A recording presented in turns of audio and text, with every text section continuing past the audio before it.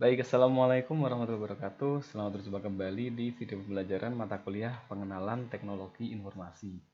Nah, jika pada pertemuan sebelumnya kita telah mengenal komputer hingga beberapa contoh software atau perangkat lunak yang umumnya digunakan dalam kehidupan kita sehari-hari. Nah, kali ini kita akan membahas tentang perangkat keras ya, atau yang biasa disebut sebagai hardware. Baik, kita akan mulai beberapa komponen yang nanti akan kita bahas ya. Oke, kita sudah masuk di pertemuan keempat. Kali ini kita akan bahas beberapa perangkat keras ya atau komponen-komponen fisik dari sebuah personal komputer tentunya. Nah, perlu dicatat di sini adalah kita akan membahas personal komputer atau komputer desktop secara umum ya, sehingga kita nanti tidak akan membahas mengenai komponen seperti tablet ataupun laptop kecil misalkan ataupun notebook atau netbook dan yang sejenisnya. Nah, nanti pembahasan kita mulai dari papan utama atau mainboard ya di sini sebagai papan yang akan menghubungkan ya seluruh komponen yang ada di dalam personal komputer atau PC. Kemudian ada prosesor sebagai otak utama, lalu memori tugasnya adalah menyimpan instruksi sementara, lalu ada slot ekspansi, ini bermacam-macam untuk mulai dari dukungan untuk memproses sebuah grafik atau gambar, kemudian ada juga nanti port untuk dia menambahkan kartu jaringan wireless ya atau kartu WiFi. Kemudian ada beberapa port dan konektor, misalkan Anda ingin menghubungkannya dengan contoh kabel jaringan ke komputer atau internet, kemudian ada juga kabel mouse, kabel USB dan yang lain sebagainya. Kita akan mulai. Kalau struktur utama sistem komputer itu kan kita sudah tahu ya, ada perangkat lunak yang kemarin sudah kita bahas ya, ada perangkat lunak aplikasi ya, contohnya misalkan Anda pakai Microsoft Word, kemudian menggunakan browser Google Chrome, kemudian misalkan Anda ingin mengedit foto dengan Paint atau dengan Photoshop, dan yang lainnya. Ada juga yang dia adalah sistem operasi ya, misalkan Anda menggunakan Windows atau yang berbasisnya Linux ya, Android itu juga termasuk dalam sistem operasi. Nah, sementara untuk perangkat keras yang akan kita bahas pada pertemuan kali ini, itu mempunyai beberapa komponen yang bisa kita bagi. Di antaranya adalah proses unit. Tadi kita tahu ada prosesor, kemudian ada memori, kemudian ada media penyimpanan ya atau storage di sini. Ya, media penyimpanan ini fungsinya ya untuk menyimpan instruksi yang sudah dijalankan atau data ataupun informasi. Nah, kalau memori dia sifatnya ketika tidak ada aliran listrik, dia akan hilang ya hanya sementara. Sementara kalau storage atau media penyimpanan dia akan permanen selama perangkat itu tidak rusak. Lalu ada perangkat masuk dan keluar, contohnya ketika kita menggerakkan mouse seperti ini, saya gerakkan ke atas, kemudian ke kanan, ke bawah, ke kiri. Nah, ini adalah inputan, kemudian outputnya ya muncul di layar seperti ini. Ya, contoh di sini perangkat kita inputnya ada contoh, inputnya adalah untuk keyboard dan juga mouse, kemudian perangkat keluarannya di sini ada monitor untuk output. Nah, di dalam komponen ini ya yang sering disebut sebagai CPU atau ada juga yang disebut sebagai PC atau komputer dengan banyak istilah, yaitu terdiri dari 3 komponen yang nanti akan kita bahas satu persatu. Yang paling utama adalah mainboard atau motherboard. Ya, di sini fungsinya adalah untuk menghubungkan seluruh komponen elektrik ya, komponen di dalam komputer.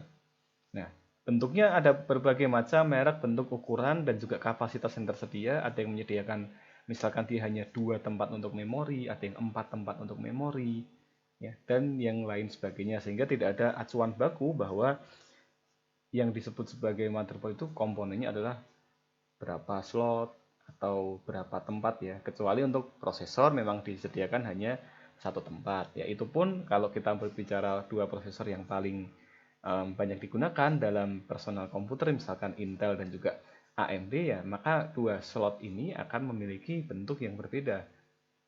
Dan tentunya satu motherboard ini dia akan mendukung beberapa jenis komponen yang bisa ditampung di dalam motherboard tersebut.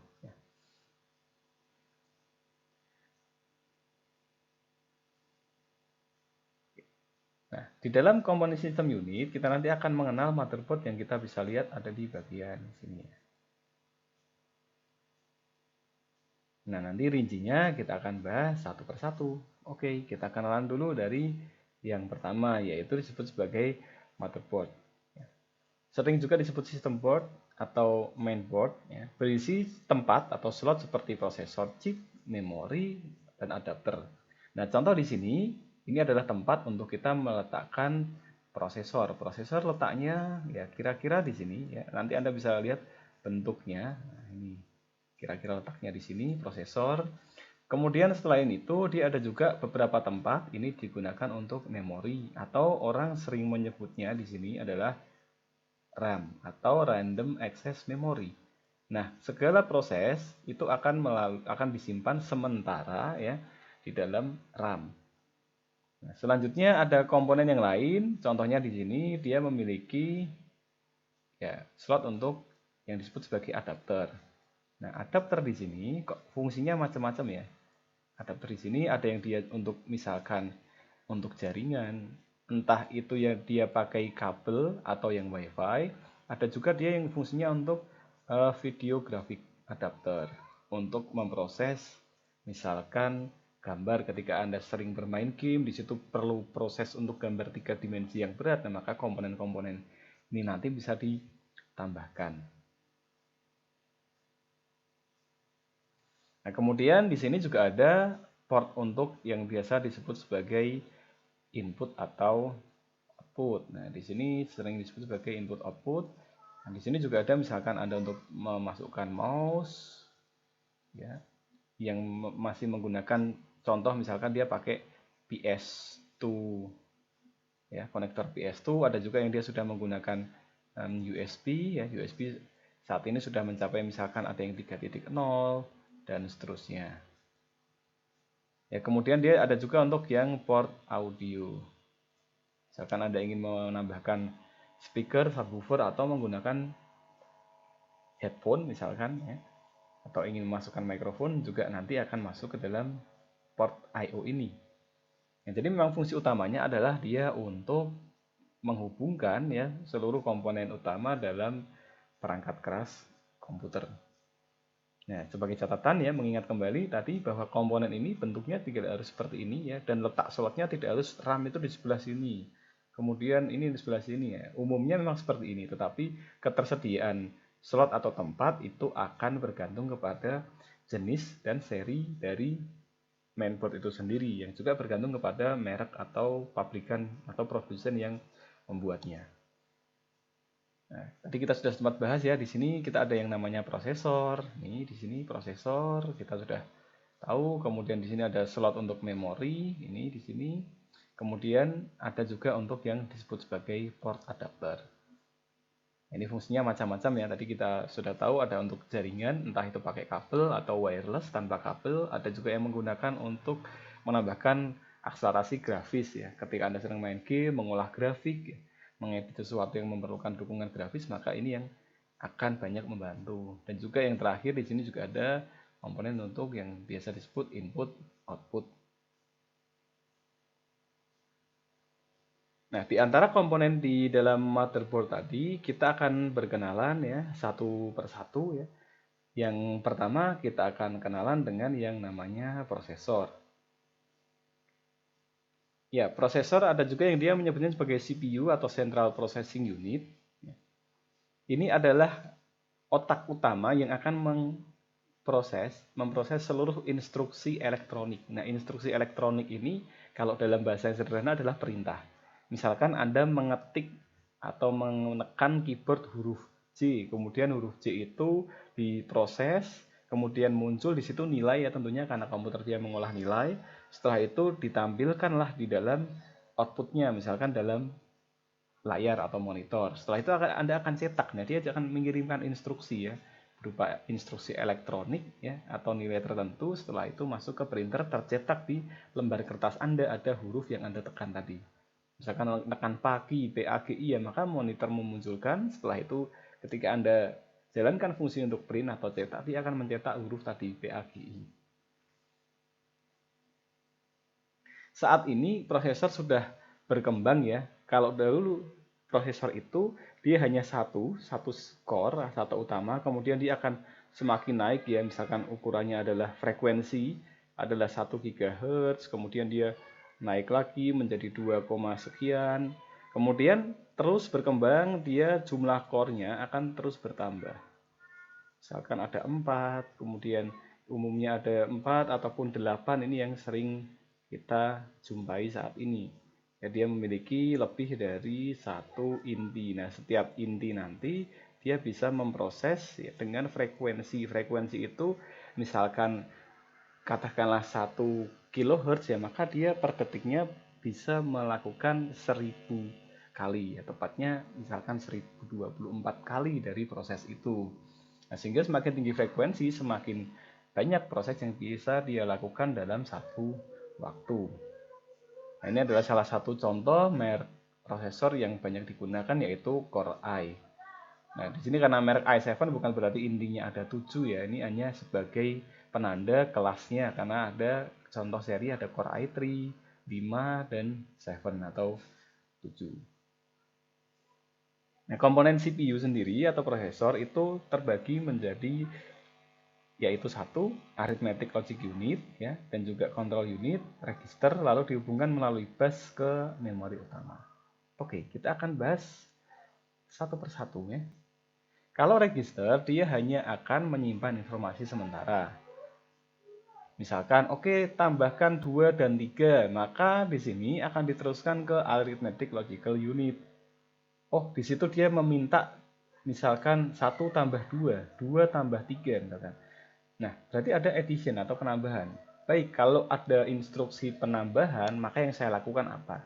Angka 1 dan 2, atau misalkan contohnya 2 tambah 3, maka 2 tambah 3 ini saya apakan? Nah, setelah diproses, ditambahkan, ya kemudian ada juga tadi yang fungsi namanya control unit. Nah, ini fungsinya menginterpretasi. Interpretasi itu kayak dia menerjemahkan atau menjelaskan apa sih maksudnya, itu yang disebut sebagai interpretasi. Misalkan saya menekan tombol plus tadi, ya, maka artinya prosesor diminta untuk menjumlahkan, ya, atau mungkin bisa juga Anda anggap sebagai menggabungkan, menambahkan dua nilai tadi untuk diproses lebih lanjut. Nah, prosesnya ada 4. Yang pertama itu fetch. Fetch itu dia seperti ambil data. Ambil data, kemudian setelah itu ada yang namanya decode. Nah, decode ini anggaplah saya akan menekan huruf A. Nah, huruf A ini ternyata saya terjemahkan menjadi angka 65. Karena huruf A disimpan sebagai angka 65. Kemudian saya terjemahkan ke biner, misalkan 0, 1, dan seterusnya. Ya, ini disebut sebagai decode, ya, menerjemahkan tadi ya huruf A ini ke dalam kode angka. Instruksinya apa? A plus B misalkan.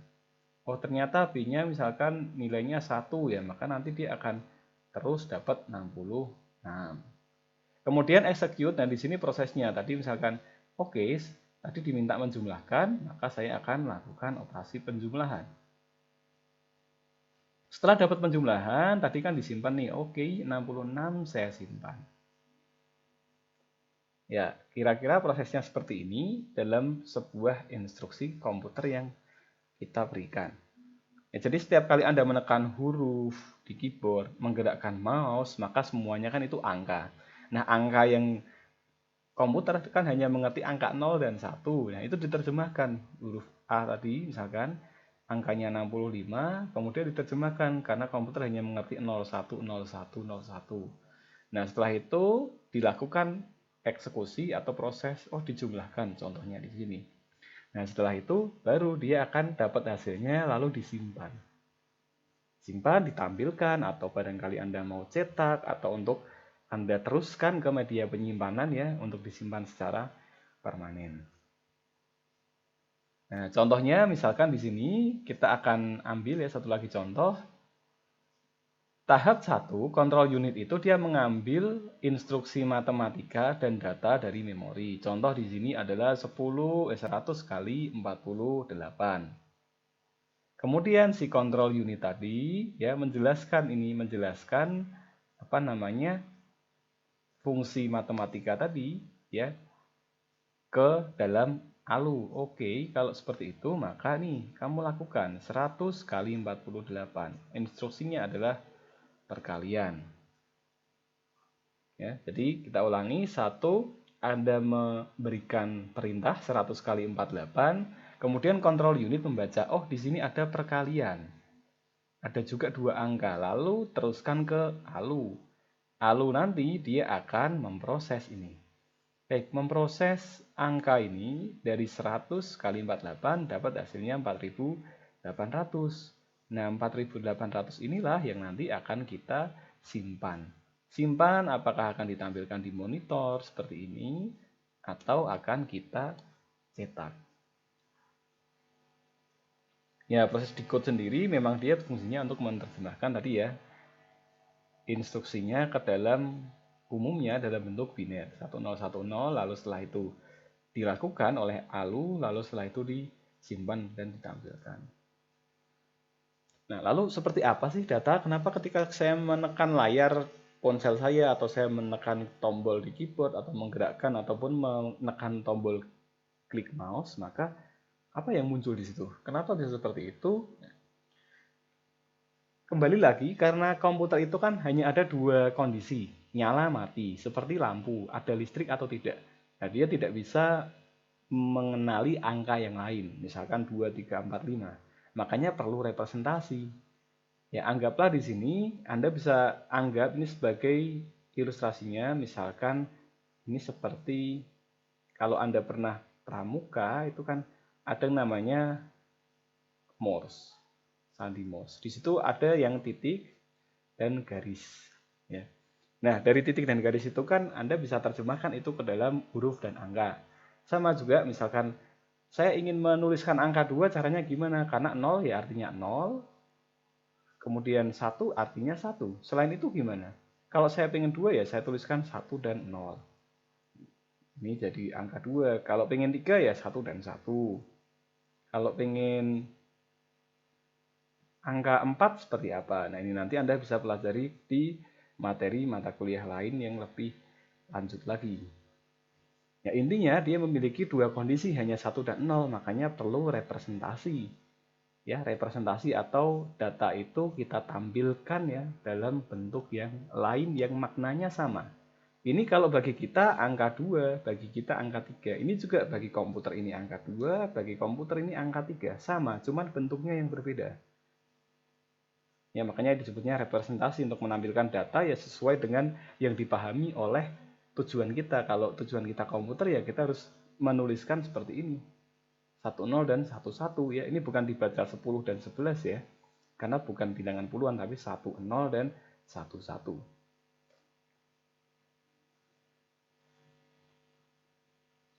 Baik, untuk bilangan binary sendiri memang ya seperti yang sudah kita bahas hanya ada dua yaitu 1 dan 0. Makanya namanya itu kan B. Ya, B itu kan artinya dia 2. Ya, 2 itu apa? Ya hanya 1 dan 0.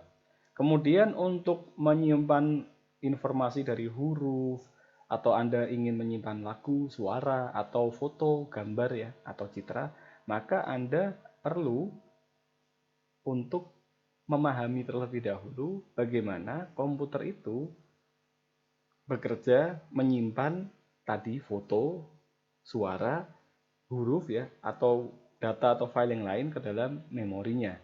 Nah, secara standar itu sudah distandarisasi ya melalui ASCII atau American Standard Code for Information Interchange, ya atau kode standar Amerika untuk pertukaran informasi. Nah, ini yang paling banyak digunakan saat ini. Baik, kita akan bahas lebih lanjut ya sambil nanti kita akan mempelajari contoh representasinya ya. Nah, tadi misalkan tadi Anda pengen ngetik atau Anda pengen menekan sesuatu kok muncul ya di situ. Nah, kok bisa? Nah, oke, kita akan pelajari satu persatu. Nah, contoh di sini kita akan fokus ya untuk satu contoh terlebih dahulu sebelum ke deskripsi ASCII dan ABCDIC ini. Ya, di sini ada yang namanya ASCII 8. 8 itu artinya dia 8 bit. Kalau 8 bit karena dia adalah biner, 8 itu menandakan pangkatnya, berarti 2 pangkat 8. Hasilnya adalah 256. 256. Nah, nanti bilangan yang muncul itu berarti antara 0, ya, bilangan terkecil sampai terbesarnya adalah ini 256-1, berarti 255. Ya, karena di sini angka 0 dihitung. Nah, angka 0 ini kalau diterjemahkan maka dia akan menjadi ya satu buah angka 0. 255 ini kalau diterjemahkan ke biner dia akan menjadi 8 buah angka 1. Nah, untuk ASCII sendiri huruf A ini kode binirnya adalah ini. Ini kalau diterjemahkan ke desimal nilainya adalah 65.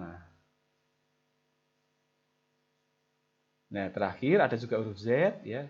Ini dia kode biner ASCII 8 bitnya adalah ini. Ya, atau kalau diterjemahkan dia 90 kalau tidak salah ya. 90. Bahkan angka 0 pun itu tidak dituliskan 0, tetapi dituliskan dalam kode yang lain. Angka 1 ini juga dia dituliskan dalam kode biner yang lain. Nah, tadi yang seperti kita bahas, ASCII adalah American Standard Code for Information Interchange. Dia menggunakan 8 bits ya atau 1 byte untuk tiap karakter huruf. Jumlahnya ada 256 karakter. Nah, ASCII ini dia tidak cukup untuk mengatasi atau menyimpan bahasa yang memiliki huruf yang lain, misalkan Cina, Jepang, Korea, mungkin huruf Thailand. Kalau Anda sudah simpan misalkan ada huruf aksara Jawa dan yang lainnya, dia perlu nanti diterjemahkan ke nilai yang lebih lanjut ya, yang Anda bisa pelajari nanti selanjutnya. Baik, sebelum ke A, B, C, D, I, C, kita akan ambil contoh ya, bagaimana kalau misalkan kita akan menerjemahkan sebuah angka atau huruf ke dalam biner ya, atau ke dalam nilai ASCII dulu. Misalkan saya punya sebuah variabel ya, misalkan di sini pagi. Ya, ada huruf PA dan GI. Ya, huruf kecil ya. Nanti akan beda dengan huruf besar. Misalkan saya tuliskannya adalah huruf kecil di sini, maka saya bisa terjemahkan ini setiap huruf P, A, G, dan I, ini nilai desimalnya berapa. Saya tinggal ubah ke unsigned integer 8 bit. Ya, karena nilainya di sini, ini artinya dia bilangan unsigned integer. Unsigned itu dia mulai dari 0, ya, tidak punya nilai negatif, 0 sampai tadi pangkatnya kan 8, 255. Nah, maka ini akan saya terjemahkan, misalkan pagi ini kan sudah disimpan. Oke, saya akan coba terjemahkan ini. Ada dua cara, nanti Anda bisa coba ini ke beberapa bahasa pemrograman. Ada yang dia bisa langsung ya nilai variabelnya masukkan ke sini, atau nanti kita bisa pakai cara yang lain untuk menerjemahkannya. Nah, sekali lagi ini bukan software umum ya, ini adalah software khusus yang bisa untuk Anda lebih mudah memahami arti dari setiap huruf yang ada pada kata atau kalimat yang disimpan di memori komputer. Misalkan, ternyata huruf P kecil itu adalah 112. Huruf A kecil 97, huruf G kecil adalah 103, huruf I besar, I kecil adalah 105. Nah, berbeda misalkan kalimatnya saya ganti. Paginya hurufnya besar. Kita akan ambil pagi. Huruf A besar disimpannya beda lagi. Nah, huruf A besar itu kan nilainya adalah tadi sudah kita jelaskan ya, nilainya adalah 65. Nah, di sini adalah huruf A besar. Kemudian huruf P 80, G nilainya adalah 71 dan I besar adalah 73. Nah, lalu bagaimana kalau kita akan terjemahkan ke biner? Kita tinggal tambahkan aja di sini, karena di situ adalah desimal, maka kita tambahkan fungsi ya, D to B. Artinya desimal ini saya terjemahkan ke B atau binary. Nah, sekali lagi ini bukan fungsi umum ya, ini fungsi pada software khusus ya. Contoh di sini menggunakan MATLAB ya. Nanti Anda bisa pelajari ya penggunaan software ini di mata kuliah di sekitaran semester 4. Baik, kita akan lanjutkan ya. Ini decimal to binary ini akan sedang diproses, diterjemahkan terlebih dahulu pagi ini. Baik, kita akan coba cek di sini. Nah, ternyata di sini kita memerlukan satu ekstensi tambahan untuk yang versi terbaru. Oke, di sini kita akan coba ganti dengan yang versi lebih lama, yaitu yang 2015. Ya, kita langsung jalankan yang tadi sudah sempat kita lakukan di yang versi lama. Nah, contoh di sini pagi hasilnya akan sama, yaitu 80, 65, 71, 73 untuk huruf besar. Baik, sekarang kita akan coba untuk menerjemahkannya menggunakan fungsi D2B ya. Kita akan masukkan perintah sama, yaitu kita terjemahkan ke ASCII 8 bit, kemudian kita masukkan di sini hurufnya pagi, lalu kita eksekusi. Nah, maka akan muncul ada 4 huruf kan di situ, yaitu P, A, G, dan I.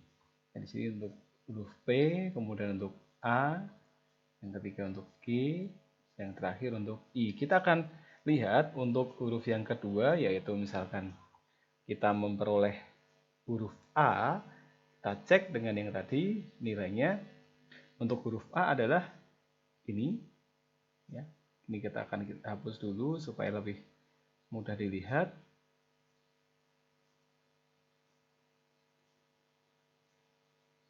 Nah, di sini kita lihat bahwa angkanya adalah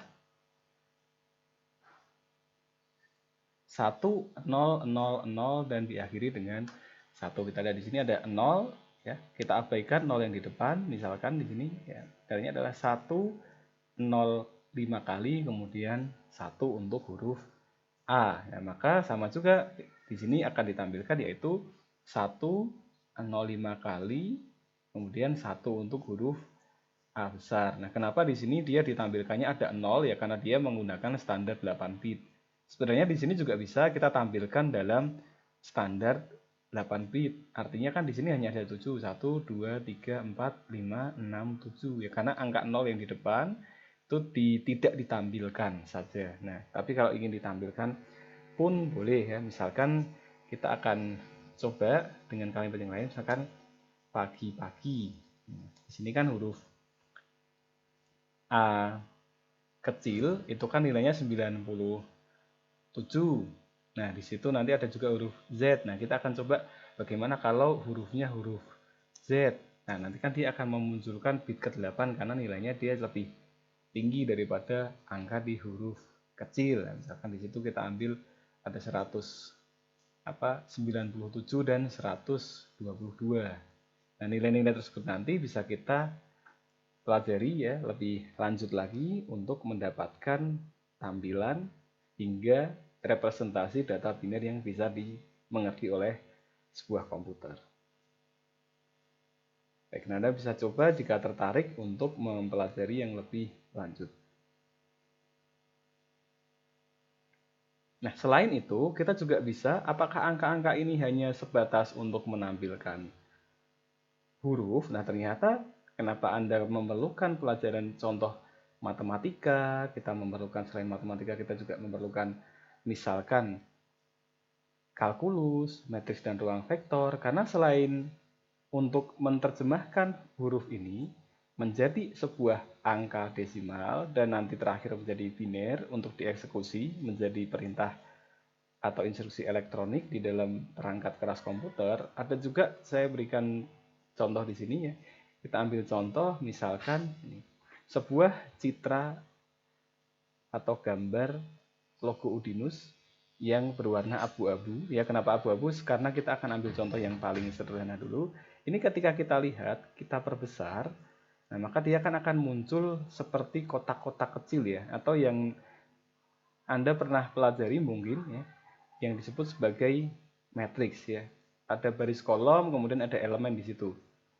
Nah, nilai matriks ini yang menggambarkan dari sebuah foto atau gambar digital. Dan misalkan sini kita ambil untuk nanti kita akan perbesar.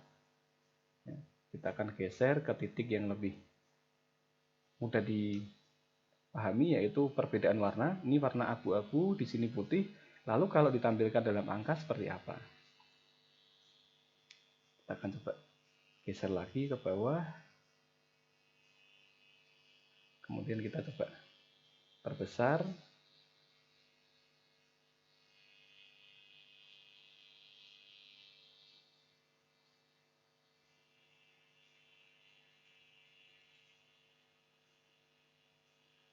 Nah, kita tunggu. Nah, dia sudah muncul. Ternyata ada angka-angka ini yang dia muncul di dalam sebuah foto atau gambar digital. Nah, inilah yang sebenarnya nanti akan kita pelajari selama 4 tahun di teknik informatika, yaitu bagaimana kita mengolah angka-angka ini salah satunya untuk tujuan. Misalkan fotonya kita buat lebih cerah atau kita lebih akan turunkan warnanya, karena semakin tinggi nilainya ya mendekati 255 dia akan menjadi putih.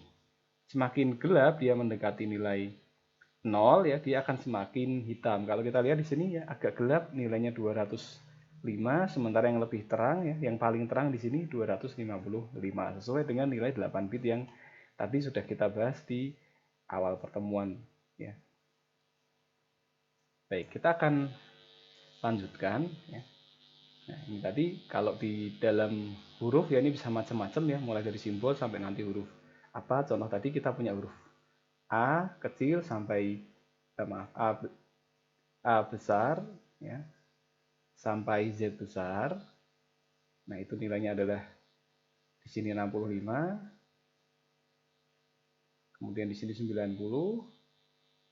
Nah, sementara untuk sebuah foto ini menggambarkan warna hitam atau gelap, di sini warna putih atau terang.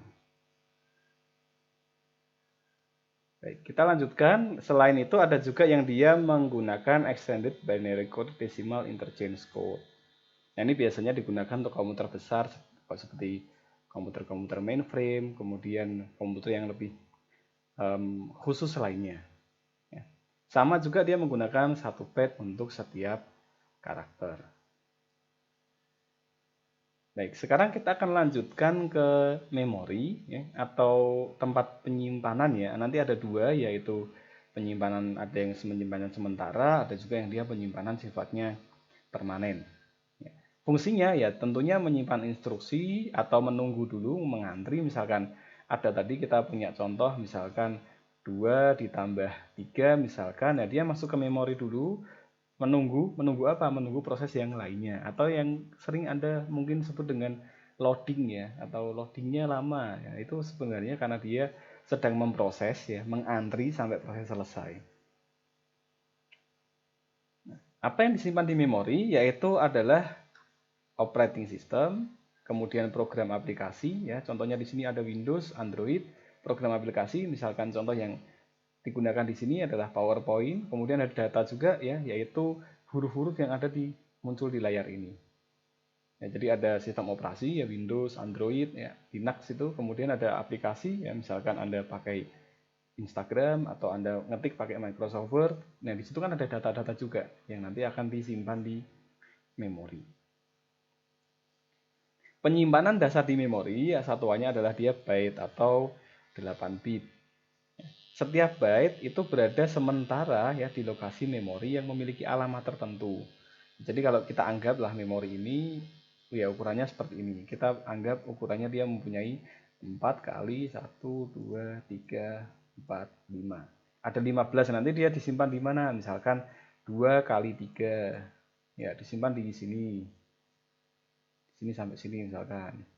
Nanti di sini menyimpan data apa lagi? Nah, itu yang disebut sebagai alamat. Ya, nanti alamatnya pun dia memiliki kode tersendiri yang untuk memudahkan dari komputer itu mengakses data yang ada di dalamnya. Nah, untuk mengakses data tadi atau instruksi, komputer itu dia mengacu pada alamat. Misalkan 2 ini disimpan di alamat X ya misalkan. Kemudian operasi ini kemudian dia akan dibaca nih. Operasi ini akan disimpan lagi, angka 3 disimpan lagi di mana misalkan kita anggap dia disimpan di XYZ, ya maka komputer nanti dia akan membaca, oke saya akan pergi ke XYZ. Setelah itu, oh ternyata isinya 2 kali 3, ya sudah kita terjemahkan, dapat hasilnya 6. Kan dia dapat hasilnya 6, kemudian ya apa perlu disimpan lagi di sini di tempat yang lain, yaitu menunggu nanti instruksi yang lebih lanjut. Nah, ukuran memori sendiri ada banyak ya yang kita sudah kenal, mulai dari ribu atau kilo, mega atau juta, kemudian ada giga atau miliar, dan ada tera atau triliun. Ya, sebenarnya masih ada tingkatan yang jauh di atas ini, tetapi yang umum digunakan saat ini adalah dalam skala 4 berikut. Ya. Dan perlu diketahui untuk bit ya, karena bit ini dia mengacunya bukan pada 1000, yaitu adalah 1024, bukan 1000 ya, tetapi 1024. Ini didapat dari mana? Ya tentunya didapat dari 2 pangkat 10. 2 pangkat 10 itu kalau kita hitung ya di kalkulator atau Anda coba pangkatkan sendiri adalah 1024. Jadi per 1024. Makanya seringkali ketika Anda beli memori 8 GB, ya misalkan Anda beli memori 8 GB, ternyata yang Anda dapatkan misalkan ya bukan 8 miliar ya, tetapi misalkan 7,832 sekian sekian ya, karena angka 8 miliar tadi ya dalam giga itu dibaginya 1024. Kalau dibagi 1000 ya gampang kan, ini tinggal dikalikan 1000, tetapi karena dibagi 1024 makanya memori yang Anda beli itu ya nilainya segini. Bukan berarti dia korupsi ya, atau alatnya rusak atau produknya jelek, karena memang dibaginya adalah 1024, bukan dibagi 1000. Tipe memori ada dua, yaitu sementara, volatile ya, temporary, ada juga yang dia non-volatile. Artinya tidak akan hilang waktu komputer mati. Kita akan ambil contohnya, di sini RAM. Mungkin ketika kita beli ponsel, ya dicek RAM-nya berapa, prosesornya jenisnya apa, frekuensinya berapa. Nah, di situ RAM fungsinya untuk kita melihat menampilkan atau menyimpan data sementara. Contoh, misalkan Anda sedang asik bermain ponsel. Nah, di situ misalkan sedang asik bermain ponsel, tiba-tiba ponsel kita mati. Mati, kemudian kan kita akan nyalakan ulang. Nah, ketika kita nyalakan ulang kan kondisinya tidak terakhir kali kita buka. Misal kita sedang membuka WhatsApp, tiba-tiba ponsel kita mati ya. Maka yang setelah kita nyalakan atau kita booting ulang, yang muncul ya halaman utama atau tampilan utama. Nah, berbeda ketika kita menggunakan misalkan contoh ya di sini selain memori ada juga yang namanya read only memory. Contoh misalkan Anda sudah simpan ke CD ya, atau perangkat yang menyimpan instruksi secara permanen. Misalkan Anda punya foto di sebuah CD, yaitu Anda tinggal baca. Nanti ketika dia mati, perangkatnya mati, Anda bisa baca lagi di situ. Itu yang disebut sebagai memori yang bukan volatile tadi. Ya. Baik, kita kembali sejenak ke tipe RAM ya, untuk melanjutkan pembahasan tentang random access memory. Ya, ada juga yang disebut sebagai dynamic RAM. Ya. Dynamic RAM ini dia akan menyimpan memori ya ketika ya sama seperti sifatnya RAM ada aliran listrik ya atau energi yang disebutnya di sini. Dia harus sifatnya nilainya konstan. Nah, beda dengan yang static RAM. Dia nggak harus diberikan energi ya atau daya secara konstan. Kemudian ada juga yang terakhir yaitu MRAM. Ya. Bedanya adalah dia memiliki kapasitasnya, kemudian memiliki kapasitas powernya lebih rendah, kapasitas lebih tinggi di sini, kemudian ada akses yang lebih cepat. Nah, jenisnya nanti di sini Anda juga bisa cari lebih lanjut. Ada yang dia contoh di sini ada yang DDR2, kemudian ada yang dia 3, kemudian apakah nanti akan naik ke 4 dan seterusnya. Nah, itu tipe-tipe yang berkembang seiring dengan perkembangan zaman. Jenisnya pun ada yang dia ukuran besar ya seperti ini. Ada juga yang dia ukurannya kecil dan misalkan memori di laptop, sehingga perkembangan ini ya harus kita ikuti setiap saat. Jadi misalkan saat ini kita membahas tentang tipe RAM ada 3.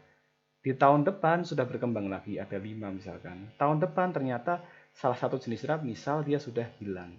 Sudah tidak lagi laku di pasaran ya. Sehingga beberapa yang dibahas di sini adalah contoh-contoh secara umum ya, contoh-contoh dasar yang umumnya dipakai di dalam kehidupan kita.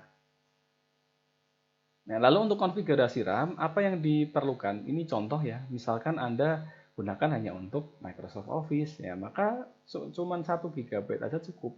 Beda kalau misalkan Anda gamers berat, dia memerlukan kapasitas yang lebih tinggi. Atau misal nanti ya, kita di semester 4 ya, di semester 4 Anda belajar tentang Android misalkan. Nah, di Android itu dia memerlukan memori yang sangat besar sekali untuk Anda nanti membuat aplikasi Android di ponsel. Beda kalau misalkan di semester akhir nanti, ya semester akhir misalkan kita menempuh skripsi, ya sudah selesai programnya, kita hanya tinggal menulis laporan ya, maka yang diperlukan hanya sedikit. Bagaimana kalau kita sudah memasang sebuah memori ukurannya besar, tetapi dipakai sedikit, ya sisanya tidak akan dipakai.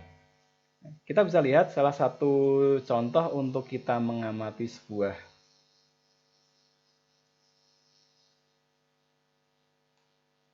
beban komputer atau bagaimana sih itu diproses ya, kita akan bisa menggunakan satu kombinasi yang sederhana. Misalkan Anda tekan tombol Ctrl, Alt, dan Delete. Nah, ketika kita tekan kombinasi tombol tersebut, ya, maka nanti akan muncul ya di PC Anda untuk di situ membuka yang namanya Task Manager. Nah, contoh di sini kita akan buka Task Manager atau manajer tugas ya, atau pengatur task itu kan tugas. Tugas apa ya yang sedang dikerjakan oleh perangkat komputer kita tentunya. Apa yang dikerjakan, kemudian seberapa kebutuhannya, misalkan untuk membuka aplikasi X, dia perlu prosesornya berapa, dia memorinya berapa, dia mengakses disk ya atau media penyimpanan kita, storage kita itu seberapa. Nah, itu nanti yang bisa kita amati untuk nanti oh ternyata seperti ini makan memorinya besar, ini berat, ini ringan. Nah, contoh di sini ya kita bisa lihat ada software yaitu Google Chrome. Dia menggunakan memori 98,2 MB. Ada MATLAB di sini ya yang tadi kita gunakan untuk menampilkan citra sebagai contoh ya. Dia menggunakan 582 yang versi satunya yang tadi saya pakai juga 604 MB. Nah, dari keseluruhan CPU ini atau prosesor digunakan hanya 18, 19, 20%. Sementara memori terpakai 76%. Total di sini yang saya gunakan adalah 6 GB. Berarti kalau 76% kita anggap 8, berarti kira-kira hampir 5 GB sudah terpakai di sini. Kita juga bisa mengamati performa pada setiap detiknya. Contoh di sini untuk CPU, ternyata ini selama sekian waktu dia naik turun ya. Semakin besar kita buka aplikasinya, ya, semakin berat juga dia akan naik bebannya hingga 100% di sini. Ada juga memori, ya. Memori dia akan cenderung stabil ya. Yang digunakan adalah 4,5 GB ya, dari yang sisanya 1,4. Nah, nanti istilah-istilah seperti ini Anda bisa pelajari lebih lanjut di mata kuliah organisasi komputer ya. Termasuk salah satu di sini ya jenis memorinya ada SODIMM, apa itu, lalu speed atau frekuensinya. Selain memori ada juga storage atau disk ya, hard disk kita, bagaimana dia diakses, kemudian termasuk bagaimana data yang kita gunakan dalam mengakses internet atau wifi di sini. Ya, tentunya menu ini akan berbeda. Contoh di sini karena perangkat laptop yang saya gunakan di sini menggunakan VGA tambahan dari Nvidia, maka muncul tampilan seperti ini.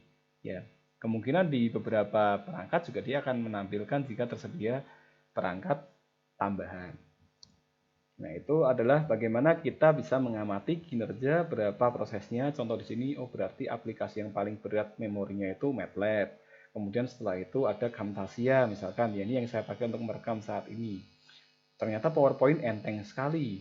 Ya ini urutan penggunaan memori. Lalu bagaimana urutan penggunaan CPU? Ternyata karena saat ini saya sedang aktif merekam, sementara MATLAB tidak saya gunakan, maka yang paling tinggi adalah Camtasia yang saat ini saya pakai untuk merekam video ini. Ya karena dia sedang aktif terus sampai nanti video selesai.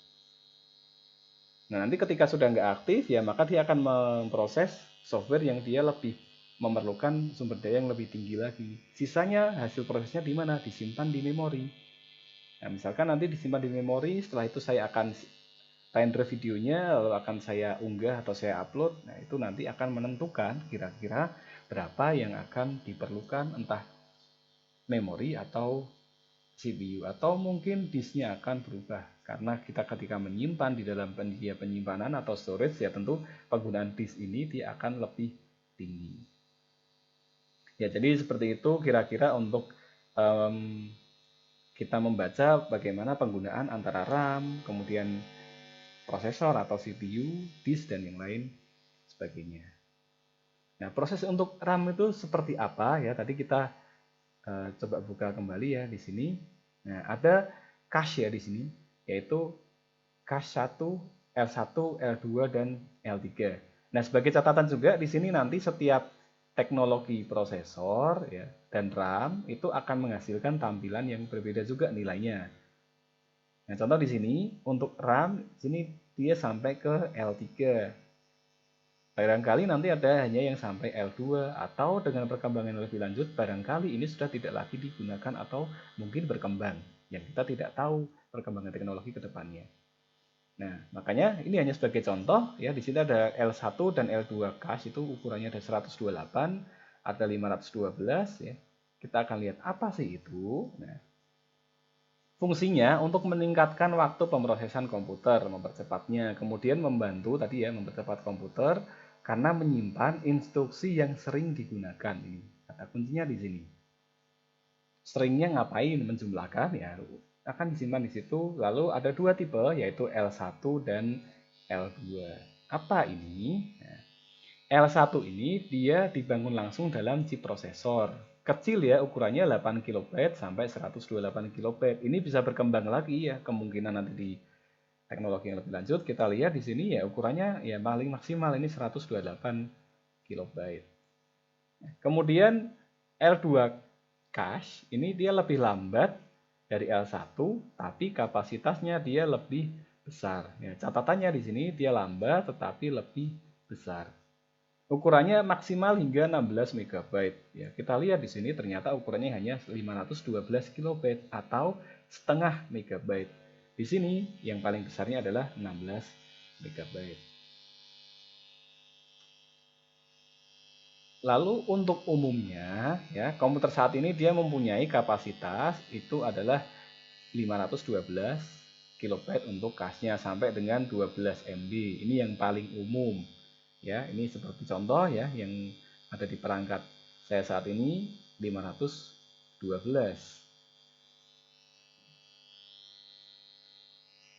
Baik, kita lanjutkan.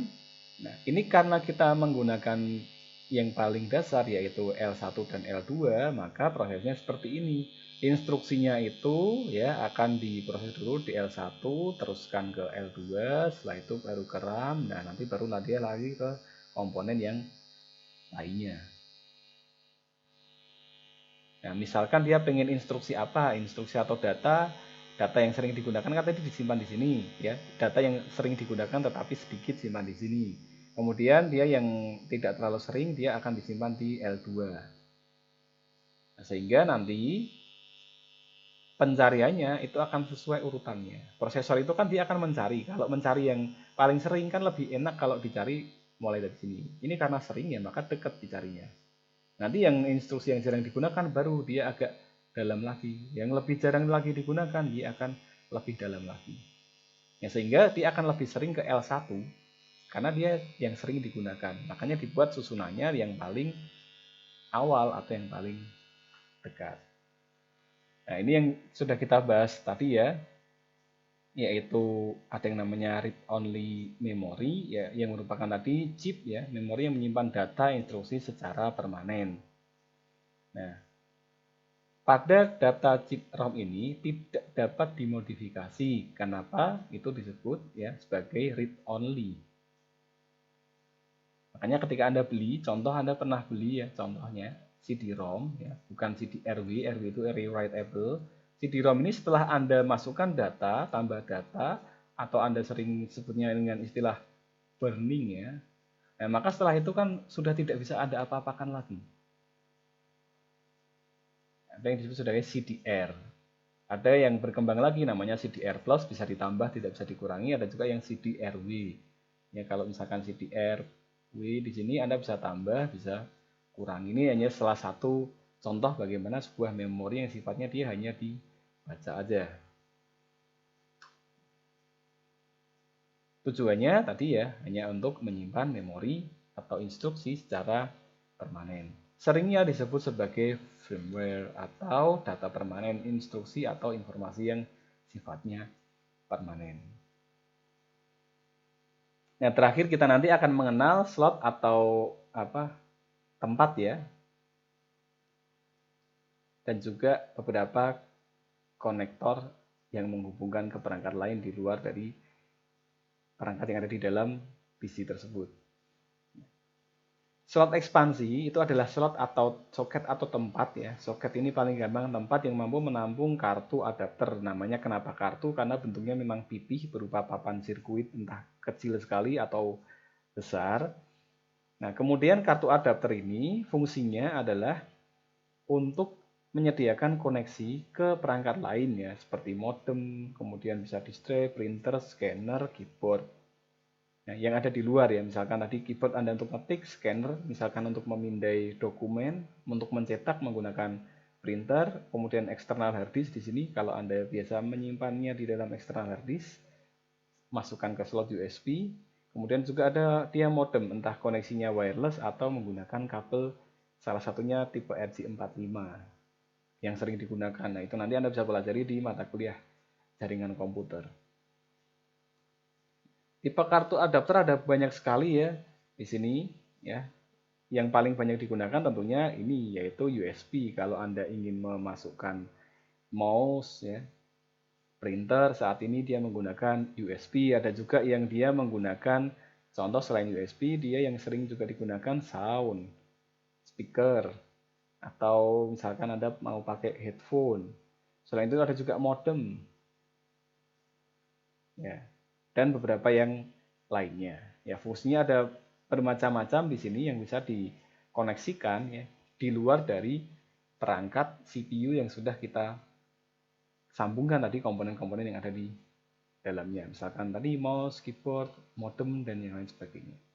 Ada juga port ya atau titik dari koneksinya tadi fungsinya untuk menyambungkan ke perangkat eksternal ya kayak tadi keyboard, mouse, monitor, kemudian yang lain-lainnya. Ini berulang, kita abaikan saja mikrofon yang dia ditempelkan pada port menggunakan koneksi kabel tertentu. Nah, secara visual kita bisa amati contoh di sini ya. Ini adalah untuk optical drive atau CD drive yang saat ini sudah mulai ditinggalkan. Sementara di sini ada juga yang dia floppy, floppy drive atau disket. Ya saat ini saya sudah tidak lagi menjumpai adanya disket. Ini sekitar tahun 2006 masih digunakan ya, ketika saya awal berkuliah, tapi waktu itu juga sudah mulai ditinggalkan dan saat ini memang sudah hilang. Kemudian ada juga di sini yang disebut sebagai hard disk ya. Ini ada storage, tempat kita nyimpan data secara permanen. Koneksinya di sini dia menggunakan koneksi yang disebut sebagai SATA. Nah, nanti detailnya Anda bisa pelajari di mata kuliah Orkom bahwa ada beberapa konektor kabel yang berkembang hingga saat ini. Selain itu ada juga di sini adalah power supply, ini untuk menyediakan daya dari sumber listrik kita ya secara terukur melalui kabel-kabel ini ya ke setiap perangkat. Di sini ada juga heatsink fan atau kipas pendingin untuk prosesor. Karena memang prosesor ini otak utama, dia setiap bekerja kan dilewati arus listrik dan lama-lama akan panas, makanya perlu didinginkan. Nah, di bawahnya ini dia memiliki prosesor yang bisa disesuaikan, misalkan jenisnya apa, kemudian kecepatannya berapa dengan mainboard yang disediakan atau dengan kebutuhan kita. Ya. Ada juga ini adalah komponen utama ya, yaitu motherboard ya, yang nyala orange ini. Kemudian ada slot ekstensi, di sini adalah tadi video adapter card, ini untuk pemroses video. Yang kalau di contoh tadi, salah satu merek yang bisa digunakan adalah Nah, contoh di sini milik yang saya gunakan adalah Nvidia GeForce. Tapi karena ini laptop ya tentunya bentuknya tidak seperti ini ya. Ini hanya untuk contoh alat tambahan untuk memproses data yang umumnya berbentuk grafis. Nah, di bagian ini ya, 3 ini dia masuk ke dalam tadi slot ekspansi tadi, yaitu ada VGA, ada juga yang dia nyambung ke jaringan, NIC card, ini ada slot kecil untuk nyambung kabel jaringan, ada juga yang dia wireless. Ya, ini adalah tempat untuk meletakkan antena dari sini. Dan yang terakhir ya, di bagian ini, dia adalah tadi port untuk input output, ada USB di bagian sini, ada audio, ya kemudian ada untuk mengeluarkan ke monitor atau layar, ya ada untuk di sini masih menggunakan PS2 untuk keyboard dan mouse, dan beberapa fungsi koneksi yang lainnya. Nah, Anda bisa lihat ada beberapa software seperti di sini dari Cisco yang menyediakan untuk virtual desktop. Nah, Anda bisa cari atau Anda sudah pernah mempelajarinya ini di mata kuliah matrikulasi atau mungkin di jenjang pendidikan SMA, SMK atau yang sederajat.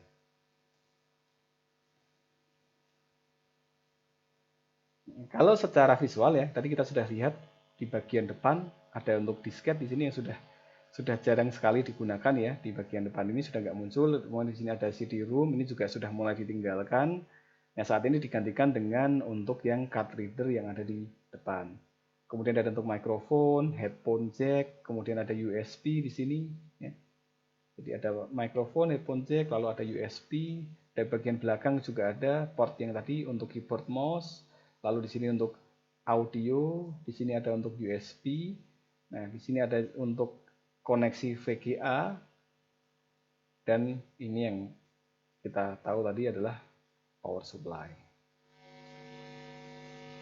Nah, untuk koneksi ke monitor sendiri ya, yang dulu mulai berkembang adalah VGA, ya saat ini sudah mulai tergantikan oleh yang namanya HDMI, yang di sini dia sudah bisa memuat tidak hanya gambar tetapi juga sudah suara hanya dengan menggunakan satu buah kabel. Dan jenis HDMI pun dia akan banyak sekali berkembang ya jenisnya, ada beberapa tipe konektor. Untuk laptop, tentunya karena didesain lebih kecil, dia akan lebih praktis. Ya, di sini ada untuk kabel jaringan, ya, di sini untuk kabel telepon, lalu ada untuk USB. Ya, di bagian kanan, di bagian kiri juga sama untuk USB port. Lalu di sini untuk HDMI, ya, bisa menggunakan untuk proyektor ke monitor eksternal juga bisa. Lalu ada juga untuk port serial atau VGA, ya, ini juga bisa untuk menampilkan ke monitor atau ke proyektor. Ada untuk memory slot, misalkan Anda punya micro SD atau external card yang lain.